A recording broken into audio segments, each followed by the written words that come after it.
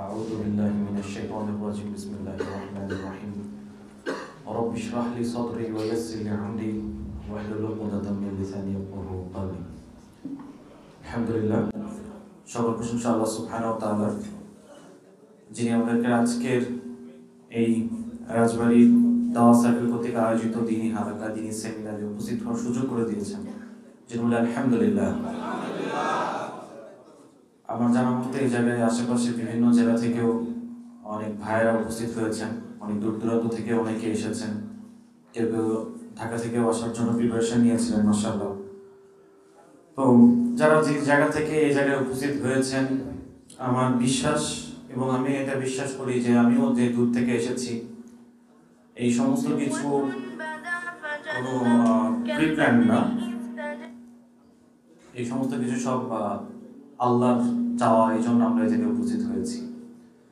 আল্লাহ যদি চাইতেন হয়তো হয়তো বা এই সময় আমরা এই জায়গায় উপস্থিত নাও থাকতে পারতাম। দেখা যাচ্ছে যে এই সময় আমার বিভিন্ন জায়গায় বিভিন্ন কাজ পড়ে গেছে, এই জায়গায় ওলামা কেরামদের কাছ থেকে যে বাণীগুলো শুনতেছে এগুলো নাও শুনতে পারতাম। তো এখানে যারা বসে আছি প্রত্যেকটা মুহূর্তে আপনাদের সেকেন্ডে আপনাদের নেকি লেখা হচ্ছে, সোয়াবের নিয়তে শুনবেন ইনশাআল্লাহ। শুনবেন তো ইনশাআল্লাহ? আরেকটা আমার জীবন থেকে একটা প্র্যাকটিক্যাল কথা, সেটা হচ্ছে যে যখনই এরকম কোনো মজলিস, কোনো সেমিনার, কোনো হালাকা, কোনো মাহফিল এই জায়গায় উপস্থিত হয়েছি, উপস্থিত হয়ে যে সকল বক্তারা, যে সকল আলেমরা কথা বলেছেন সেগুলো শুনেছি, ওয়াল্লাহি এর আগে হয়তো বা আমার অন্তরে কোনো দ্বিধা ছিল কোনো বিষয় নিয়ে, এর আগে হয়তো বা আমি কোনো প্রবলেমে ছিলাম, কোনো বিষয়ের কাছে আমার খটকা ছিল, ক্লিয়ার ছিল না, অথবা আমি আমার জীবনের কোনো প্রেশারের ভিতরে ছিলাম, সমাধান খুঁজে পাচ্ছি না, কি হবে না হবে। মিরাকলি ওই বক্তাদের মুখ থেকে আল্লাহ আজ্জা ওয়া জাল্লা এমন কিছু কথা আমার জন্য বের করে দিয়েছিলেন যেটা আমার জীবনের একটা সমাধান ছিল। সুবহানাল্লাহ। আপনাদের জন্য এরকম হবে, কান খাড়া রাখবেন। আজকের সেমিনারে যে সকল বক্তারা আছেন মাশাআল্লাহ, তারা অনেক দূর দূরান্ত থেকে আসছেন আপনাদের জন্য, এবং খুবই মূল্যবান কথা রাখবেন, এবং আশা করা যায় এগুলো আমাদের জন্য অনেক উপকৃত হবে, আপনারা অনেক উপকৃত হবেন ইনশাআল্লাহ। প্রিয় ভাই, আমি সর্বপ্রথম আমাদের অবস্থানটা একটু পরিষ্কার করে নিই। আমার ওস্তাদ যে কোনো কিছু বলার আগে আমাদের অবস্থানটাকে স্মরণ করে দিত যে রাফি তোমার অবস্থান কি এখন। তো বললাম শাইখ আমি তো মুসলমান, ইসলাম অনুসরণ করে চলি, তো এখন কোন অবস্থানে আছো তুমি সেটা কি তুমি জানো? বললাম না শাইখ আপনি বলেন। তখন তিনি আমাকে বললেন যে ধরে নাও তুমি এই ঘরের ভিতরে আছো, এই ঘরের ভিতরে আপনারা যারা আছেন এই কমিউনিটি সেন্টারের ঘরের ভিতরে আছেন, আপনার ডান দিক থেকে বাম দিক থেকে সামনে থেকে পিছে থেকে শত্রু বাহিনীরা, আর্মি, ট্যাঙ্ক, যত ভারী অস্ত্রশস্ত্র আছে সবকিছু নিয়ে আপনাকে অ্যাম্বুশ করছে, ঘিরে ধরছে। মাথার উপরে থাকা জায়গা মনে করছেন যে মাথার উপরে কিছু নাই, না, ওপর থেকেও ড্রোন সবসময় উঠছে যে আপনার উপরে বোম্বিং করা হবে এনি টাইম।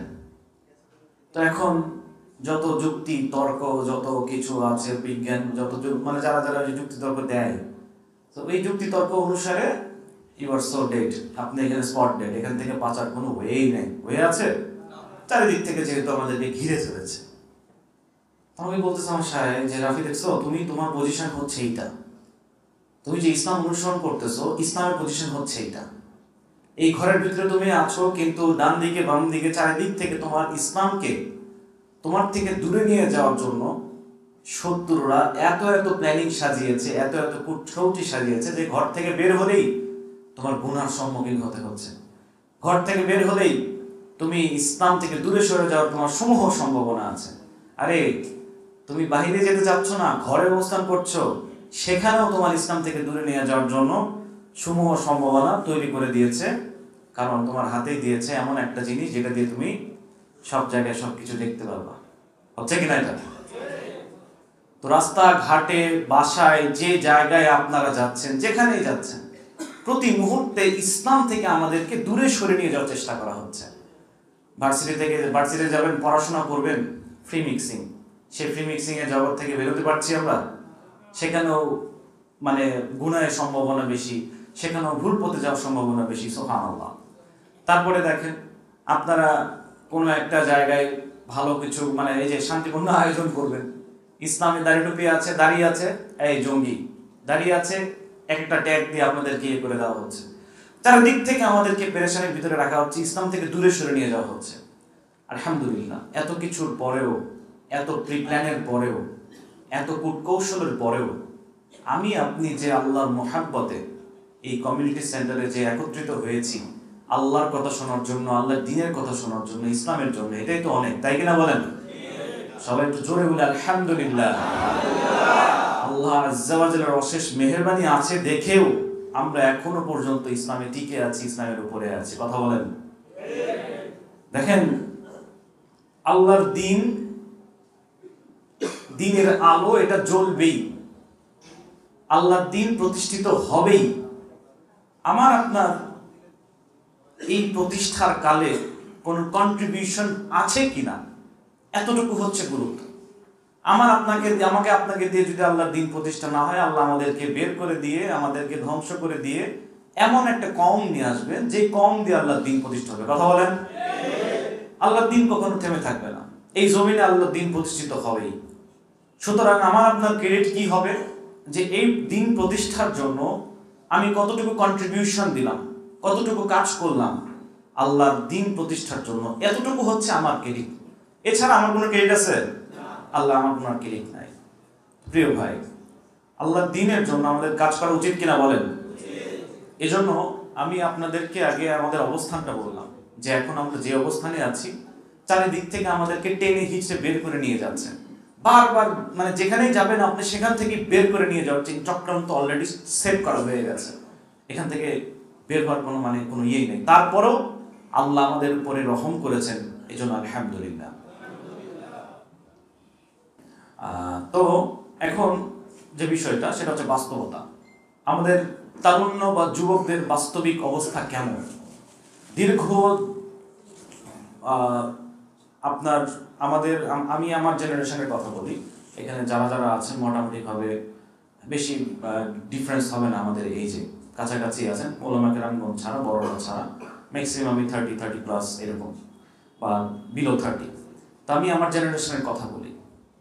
আমি যে জেনারেশনে বড় হয়েছি সেই জেনারেশনে ইসলামকে আমাদের কাছে এমনভাবে শেখানো হয়েছে যে ইসলাম শব্দের যে শাব্দিক অর্থটা এটাও আমাদের কাছে ক্লিয়ার ছিল না।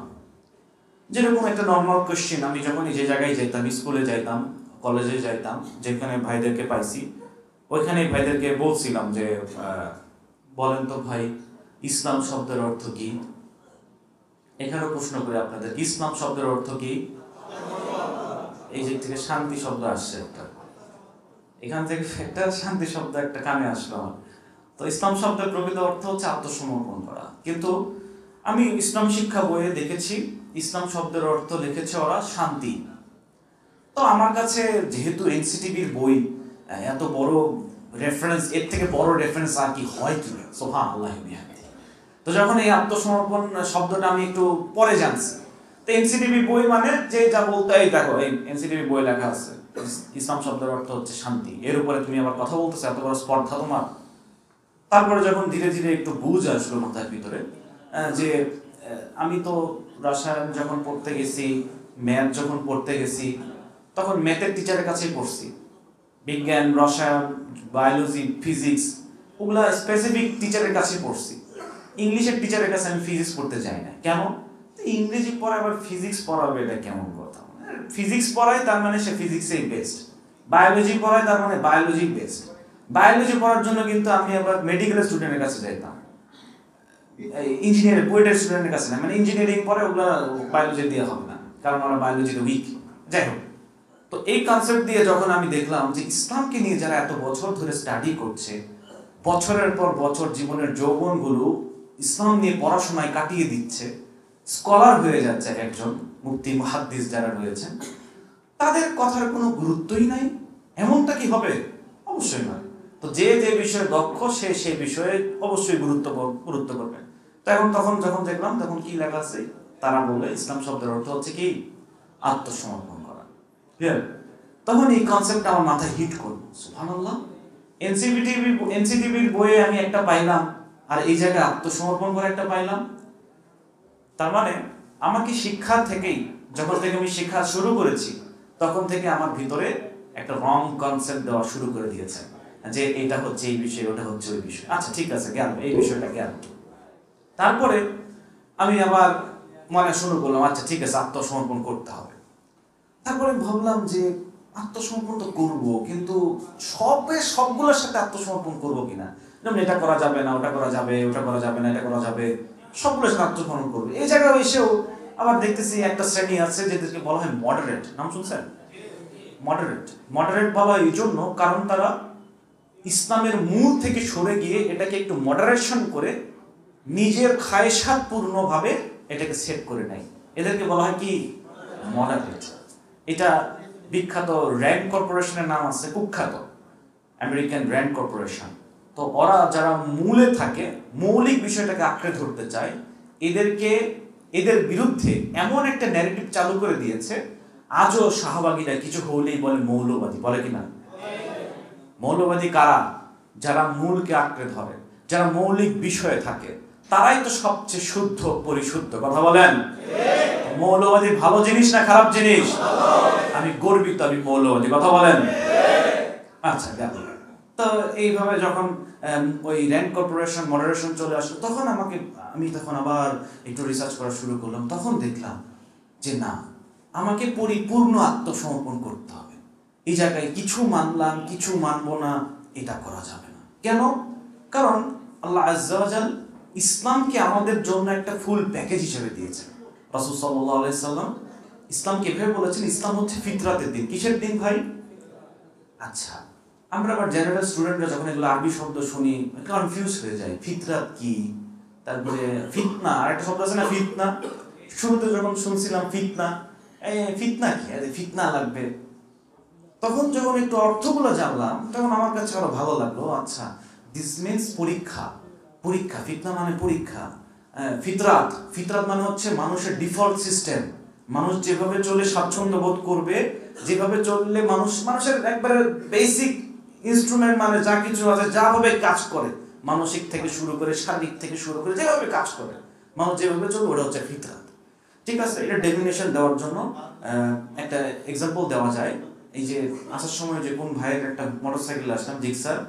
তো জিক্সার যখন শোরুমে ছিল, কেনার সময় বলে দিয়েছিল ম্যান্ডেটরি অকটেন তুলতে হবে। কি তুলতে হবে? এটা করে ইঞ্জিনের পারফরমেন্সটা ভালো হবে। তো এই ভাই ধরেন একটু বুদ্ধি করছে যে এত টাকা দিয়ে অকটেন কিনে কি লাভ, আমি একটু ডিজেল দিই ভিতরে বা কেরোসিন দিয়ে চালাই, চলবে তো, কিন্তু এতে করে ইঞ্জিনের পারফরমেন্স কি ঠিক থাকবে? ঠিক থাকবে না। তো আল্লাহ আজ্জা ওয়া জাল মানুষ কিভাবে চলবে, কোন ওয়েতে চলবে, এটা এ টু জেড একটা জীবন ব্যবস্থার ভিতরে বলে দিয়েছে। সেটা কি? ইসলাম। এভাবে চললে মানুষ সবচেয়ে smoothly, bug free, error free চলতে পারবে। এটাকে আমি সফটওয়্যারের সাথে তুলনা করি, তাও কিন্তু ভুল হবে না। সফটওয়্যার, এই সফটওয়্যার যদি মানুষের ভিতরে ইনস্টল করা হয়, দেখবেন যে কোনো প্রকার কোনো ইরর থাকবে না। সুবহানাল্লাহ বলেন সবাই। কোনো অ্যাডস আসবে না, যে অ্যান্ড্রয়েড ফোনগুলোতে ইমোর অ্যাড আসে, অমুকের অ্যাড আসে, তমুকের অ্যাড আসে, বিরক্তিকর। আবার ওই যে ওয়ানপ্লাসে আপডেট দিলে গ্রিন লাইন দেখা যায়। কি রে ভাই, এত সুন্দর প্রযুক্তি, আইফোনে 18 আপডেট দেওয়া হয়েছে, আমারই পুরো স্ক্রিন গ্রিন হয়ে গেছে। সুবহানাল্লাহ। তাহলে এই দুনিয়ার সফটওয়্যারে এত এত ত্রুটি, আল্লাহ আজ্জা ওয়া জাল মানুষের জন্য যে সফটওয়্যার দিয়েছেন ইসলাম, এটা একবার ইনস্টল করার মাধ্যমে একদমই স্মুথলি মানুষ যেভাবে চললে শান্তি পাবে, ঠিক সেভাবে চলবে। সুবহানাল্লাহ বলেন সবাই। তারপরে আমি জানলাম যে ইসলাম হচ্ছে ফিতরাতের দিন, এজন্য আমাকে এ টু জেড আত্মসমর্পণ করতে হবে। সুবহানাল্লাহ।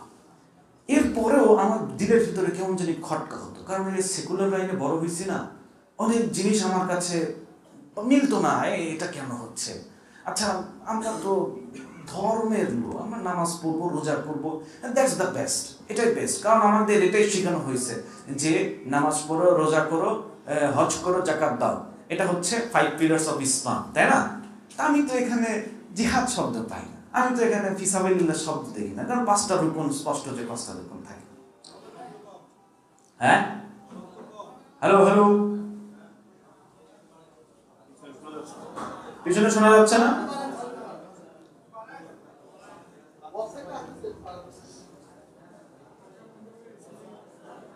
হ্যালো,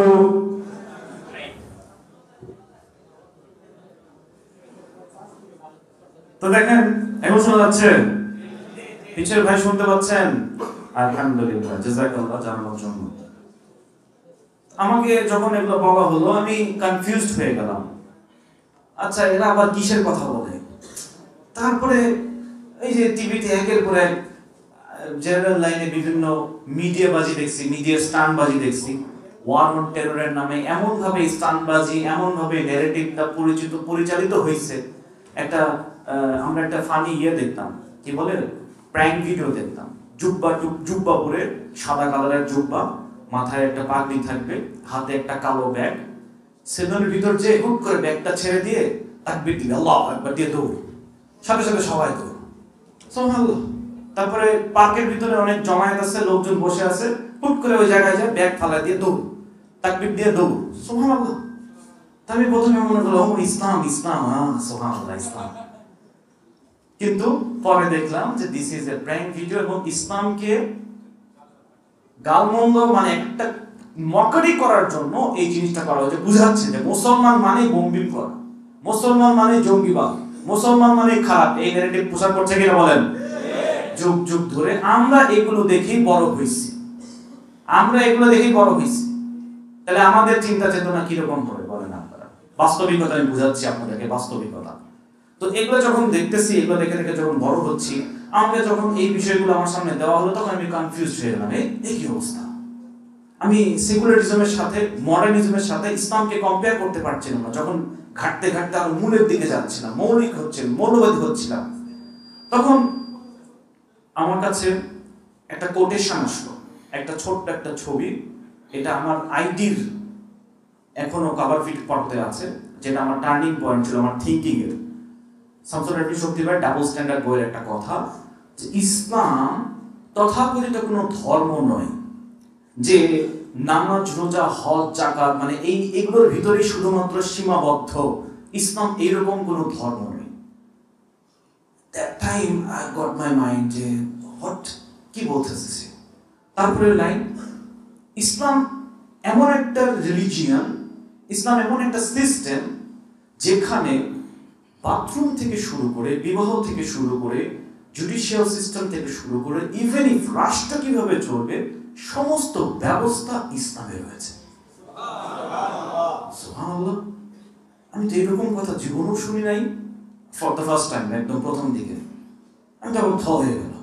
তখন আমার সামনে নতুন একটা শব্দ আসলো, দিন। কি শব্দ আসলো?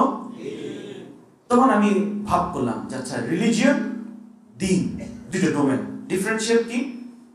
রিলিজিয়ন এটা হচ্ছে আধ্যাত্মিকতার বিষয়, সৃষ্টিকর্তার সাথে সম্পর্কের জন্য যে আধ্যাত্মিকতার বিভিন্ন কালচার রয়েছে। বিভিন্ন হিন্দুরা মন্দিরে পূজা করে, খ্রিস্টানরা এতে পূজা করে, প্যাগানরা এদিকে করে, স্যাটানিকরা আগুন টাগুন ওই অগ্নি পূজা টুজা করে, ইত্যাদি ইত্যাদি করে। ওকে, ঠিক আছে, this is a religion. And what is দিন?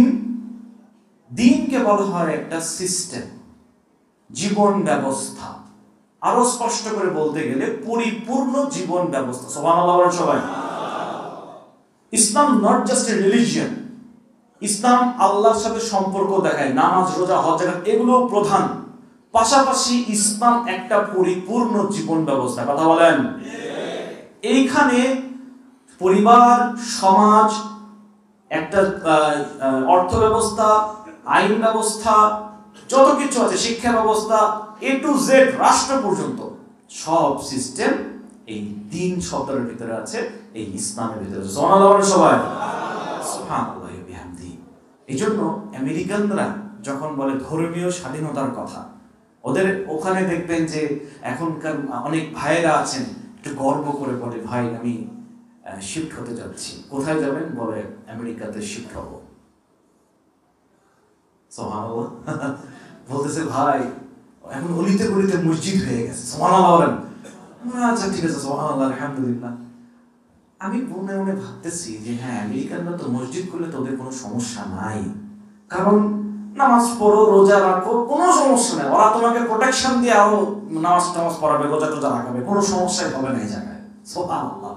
কিন্তু ওরা ভালো করে জানে ইসলাম শুধুমাত্র এই নামাজ রোজার ভিতরেই না, ইসলাম মোরালিটির কথা বলে, ইসলাম পলিটিক্সের কথা বলে, ইসলাম রাষ্ট্র ব্যবস্থার কথা বলে, সেটা তারা ভালোভাবেই জানে। আর এই জায়গায় যদি তারা পরিপূর্ণ স্বাধীনতা দেয়, তাহলে তো ইসলামকে ওই স্বাধীনতাও দিতে হবে, দিবে কিনা? কিন্তু তারা এটা দিবে না। এটা আমেরিকানরা বুঝে গেছে, ইউরোপীয়রা বুঝে গেছে বহু আগে, ক্রুসেড থেকে শুরু করে বহু আগে থেকে এরা বুঝে গেছে। সুবহানাল্লাহ। এই জন্য এরা এই স্বাধীনতাগুলো আমাদের উপরে দিতে চায়। ক্লিয়ার? এরপরে ধীরে ধীরে আমাদের মন মানসিকতাকে হীনমন্যতায় পরিণত করে। কি পরিণত করে? কারণ আমি এতদিন থেকে এইগুলোই শিখে আসতেছি, তাই না? এগুলো তো আমার মাথার ভিতরে আসতেছে। তখন আমার মাথার ভিতরে চিন্তা হলো, আচ্ছা ইসলামের শত্রু কারা? আমি এতদিন ধরে এত ভুল চিন্তায় ছিলাম, কিভাবে ছিলাম? মানে কারা এই প্ল্যান করছে? প্রথমে দেখলাম ওই যে বই থেকে, এনসিটিভির বই, সমাজ বিজ্ঞান বই। আমাদের সময় আমরা ফকির আন্দোলন পড়েছি, ব্রিটিশ বিরোধী আন্দোলনের অনেকগুলো মুসলিম অ্যাক্টিভিজম গুলো আমরা পড়েছি। বাট এখনকার এসে এই বইগুলো যদি আপনি রিভাইজ দেন, আপনার বই পড়ে কখনো মনেই হবে না যে মুসলমানরা ব্রিটিশ বিরোধী আন্দোলনে অংশগ্রহণ করেছে। কথা বলেন? এই বই পড়লে আপনার মনে হবে ব্রিটিশ বিরোধী আন্দোলনে মুসলিমদের কোনো অবদানই নাই। কথা বলেন? এই বই পড়লে আপনার মনে হবে যে ব্রিটিশ বিরোধী আন্দোলন সম্ভবই হয়েছিল একমাত্র হিন্দুদের জন্য। কথা বলেন? একটু পরপরই ওদের হিরো রাজা রামমোহন রায়, সমাজ সংস্থা কে করছে? রাজা রামমোহন রায়। সমাজ সংস্থা কে করছে? ঈশ্বরচন্দ্র বিদ্যাসাগর। হ্যাঁ, মুসলিমদের অবদান কি? মুসলিমদের অবদান আছে বাংলার মহিয়সী নারী বেগম রোকেয়া। কথা বলেন? ব্রিটিশদের দালাল বেগম রোকেয়াকে আমাদের মুসলিম নারীদের আইডল করা হয়েছে কিনা বলেন? আদতে সে একজন মুরতাদ। তার অবরোধ বাসিনী বইয়ে ডিরেক্টলি সে পর্দার বিরুদ্ধে এত বিষোদ্গার করেছে, যেটা কিনা বস্তা, এই যে বস্তা বলে না, যেটা বইয়ের ভিতরে ছিল, পর্দাকে কয়েকটা মানুষের সাথে তুলনা দিয়েছে। বস্তা, আমাদের ফ্যাসিস্ট, বিগত ফ্যাসিস্ট তো ডিরেক্টলি বলতো যে বস্তা পড়ে আছে, গায়ের ভিতরে বস্তা পড়ে আছে। এগুলো তো অবরোধ বাসিনীরই কথা। তাবু টেন্ট। সুবহানাল্লাহ। তারপরে বলে কিনা কোরআন, ধর্মগ্রন্থ, এগুলো নাকি পুরুষদের লেখা। নাউজুবিল্লাহ সবাই। কত বড় স্পর্ধা! আর এদের নামে বিশ্ববিদ্যালয় হয়, এদের নামে স্কুল হয়। আর বাবা, মুসলিম নারীদের পথিকৃৎ বেগম রোকেয়া, সুফিয়া কামাল। আরে বাপ রে বাপ! এই পজ দিব না, কন্টিনিউ করবো?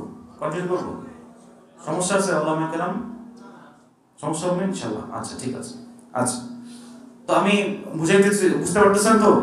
তো এই যে আইডিওলজিক্যাল পার্সপেক্টিভ আমাদেরকে দেখাইছে মুসলিমদের অবদান, কিন্তু সেটা কাদের? কোন মুসলিমরা? যারা ওদেরই দালালি করেছে, যারা ওদের জন্যই খেটেছে, তাদেরকেই আমাদেরকে দেখানো হয়েছে এরাই হচ্ছে তোমাদের আইডল। তো আমরা আর কি বুঝবো? আচ্ছা, ঠিক আছে, সৈয়দ আমির আলী, এরাই হয়তো দেখলো। সুবহানাল্লাহ। আচ্ছা, এরপরে যখন ওই স্বাধীনতা আসলো 47-এ, আপনারা হয়তো বা জানেন, এই সময় কিন্তু আমাদের যে বাস্তবতা ছিল, মুসলিম সংখ্যাগরিষ্ঠের ভিত্তিতে দেশ ভাগ হয়। আদতে এটা একটা স্বাভাবিকভাবে একটা আমাদের জন্য, আমাদের পক্ষের একটা রায়। কিন্তু ক্ষমতা গেল এমন একজনের হাতে যে কিনা ওদেরই হাতের পুতুল। কথা বলেন? আর এর মাধ্যমে চলতেছে। তারপরে বাকশাল আসলো। বাকশাল আসার পরে একটা শিক্ষা ব্যবস্থা আসলো। অসুবিধা হচ্ছে নাকি কারো?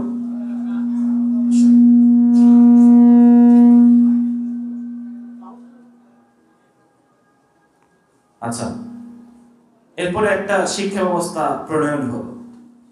সেই শিক্ষা ব্যবস্থা প্রণয়ন হলো কার নামে? ডক্টর কুদরতি খোদার নামে।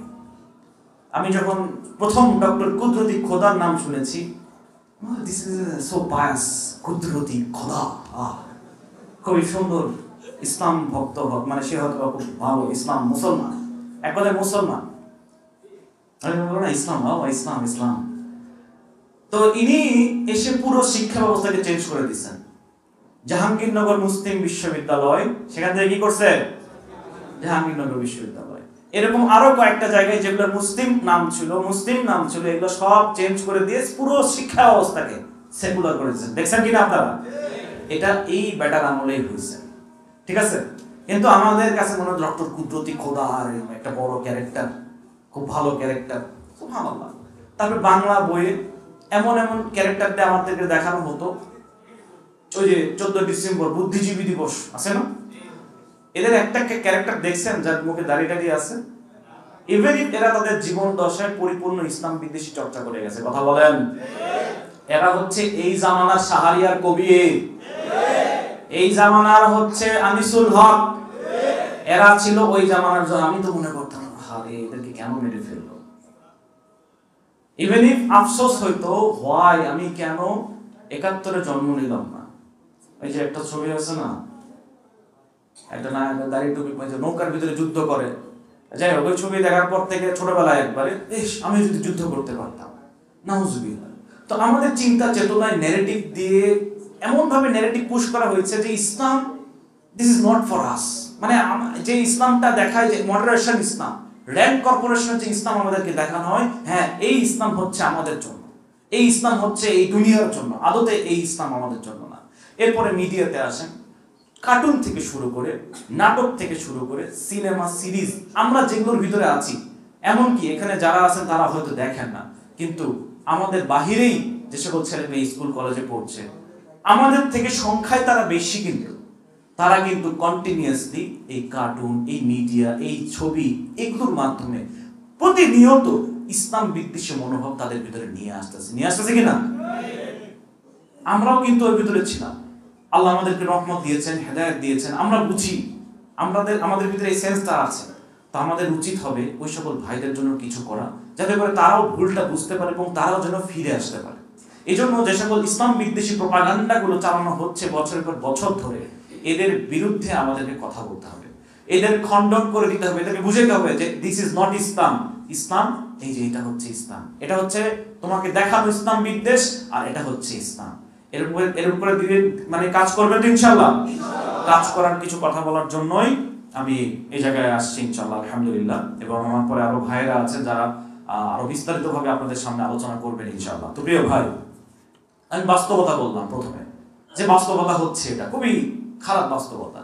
আপনাকে আপনার মূল থেকে বিচ্ছিন্ন করা হবে, আপনাকে ইসলাম মানে এমন ভাবে আপনার কাছে রিপ্রেজেন্ট করা হবে, যেমন ভারতীয় যেগুলা যারা ভারতীয় বলিউড টলিউড দেখে, হ্যাঁ আমাদের মায়েদের এমন অবস্থা, বোনদের এমন অবস্থা, হিন্দি সিরিয়াল ছাড়া তারা কিছু বোঝেই না এখন এই জামানাতে এসে, নাউজুবিল্লাহ।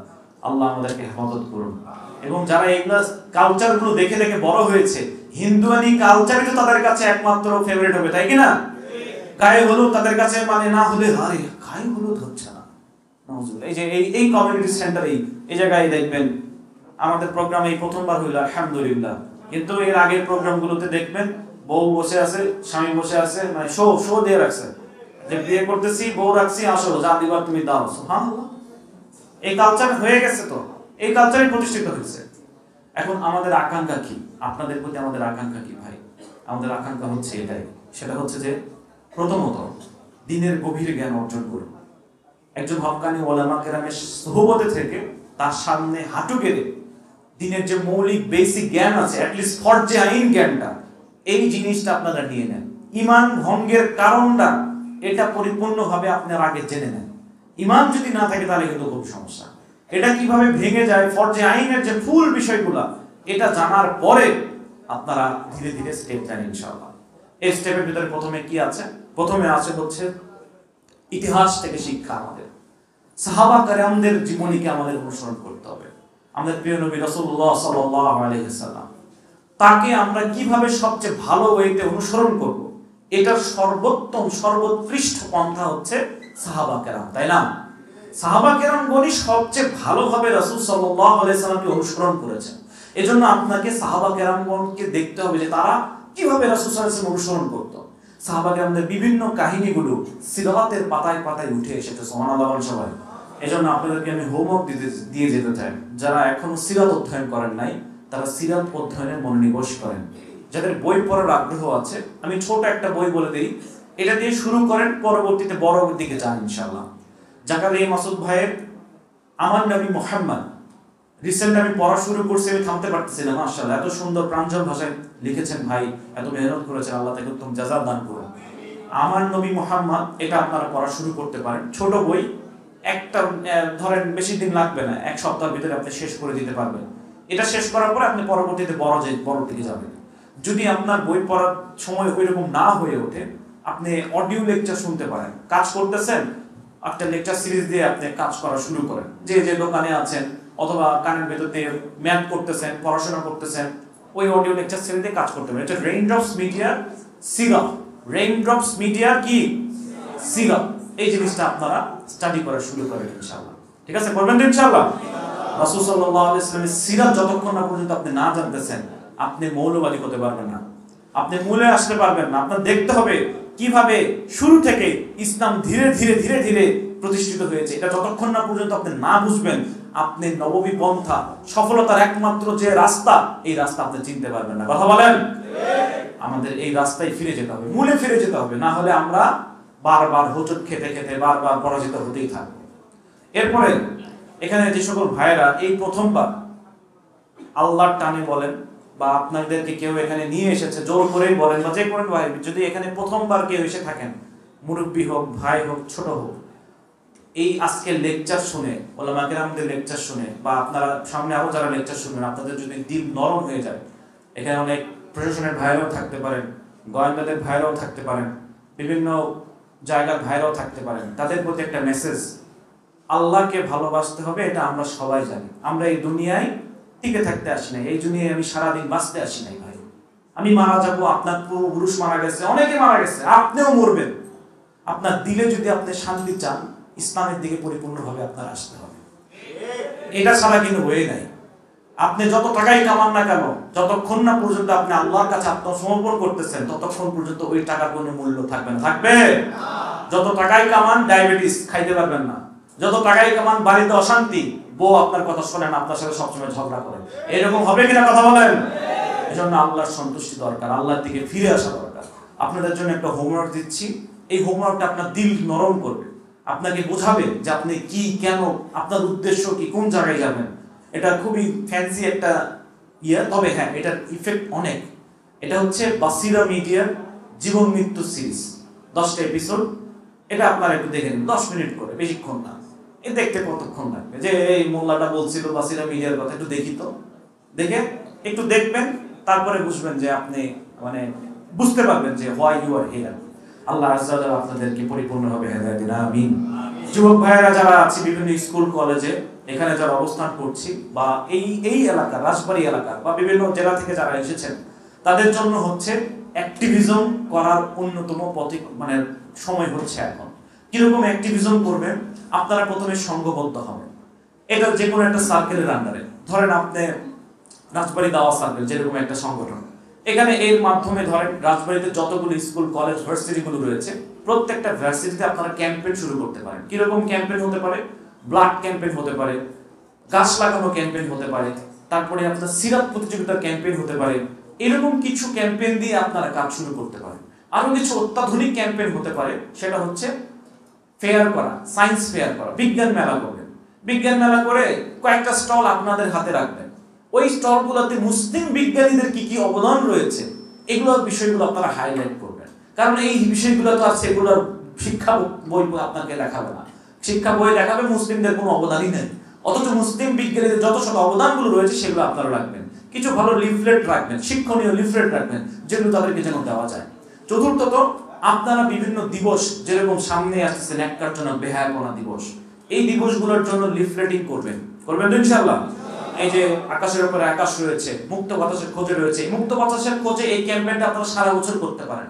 প্রত্যেকের সন্তান আসক্তির ভিতরে চলে যাচ্ছে, পর্নোগ্রাফির আসক্তির ভিতরে চলে যাচ্ছে, গেমসের অ্যাডিকশনের ভিতরে চলে যাচ্ছে। এটা প্রত্যেকের সন্তান, পুলিশ থেকে শুরু করে, প্রশাসন থেকে শুরু করে, একটা রিকশাওয়ালার ছেলে পর্যন্ত, তারাও এই আসক্তির ভিতরে ঢুকে যাচ্ছে। এগুলো কাজ যখন আপনারা করতে যাবেন, সবাই আপনাকে সাপোর্ট দেবে। মাদকাসক্তের বিরুদ্ধে ক্যাম্পেইন করবেন, মানুষদেরকে বুঝাবেন। আরেকটা নতুন ফিতনা, এটা আমাদের সমাজে ব্যাপকভাবে ঢুকে গেছে এবং বড়রাও এটার অন্তর্ভুক্ত হচ্ছে। সেটা কি ফিতনা জানেন? ক্যাসিনো। কি ফিতনা? ক্যাসিনো ফিতনা। ক্যাসিনো বোঝেন?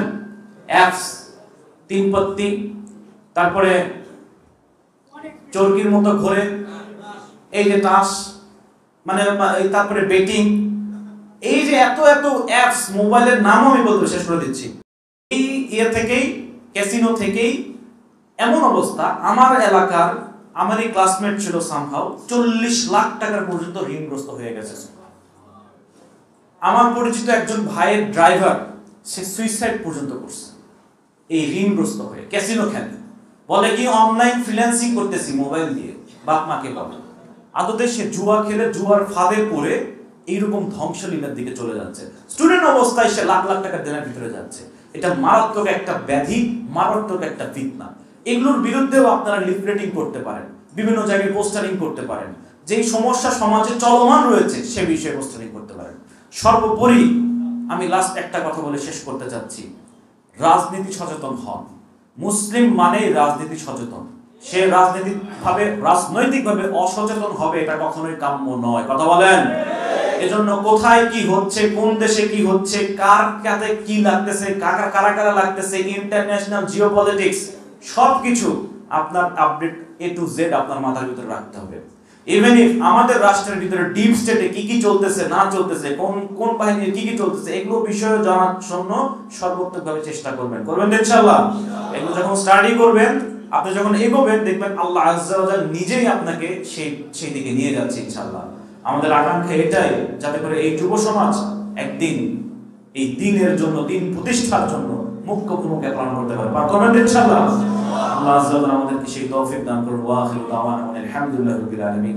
আসসালামু আলাইকুম ওয়া রাহমাতুল্লাহি ওয়া বারাকাতুহু। সুবহানাল্লাহ।